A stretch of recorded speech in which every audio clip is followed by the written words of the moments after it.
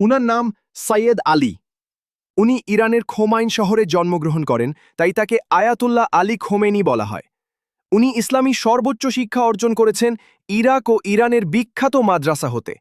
তার উপাধি আয়াতুল্লাহ, যা ফিকাবিদ, মুস্তাহিদ, আল্লামা সমতুল্য। তাছাড়াও তিনি নবী সাল্লাল্লাহু আলাইহি ওয়াসাল দৌহিত্র হুসাইন রাহিওয়াহানে ওয়াসাল এর ৪৮তম বংশধর।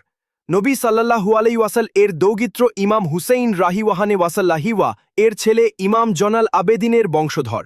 উনার মাথায় কালো পাগড়ি তার চিহ্ন বহন করে। উনি শিয়া মাযহাবে প্রচলিত বেশ কিছু বিতর্কিত বিষয় সমাধান করে শিয়া ও সুন্নি মুসলমানদের মধ্যে ঐক্য তৈরি করতে ভালো কিছু ফতোয়া জারি করেছেন, যার মধ্যে রয়েছে সাহাবীদের গালি না দেয়া, মহরমে শরীর থেকে রক্ত না ঝরানো, সকল মাযহাবের মুসলিম একই মসজিদে নামাজ পড়ার তাগিদ ইত্যাদি, যা মুসলিম ভ্রাতৃত্ব প্রতিষ্ঠায় অনন্য অবদান হয়ে থাকবে। আল্লাহ আপনাকে ইসলামের খাদেম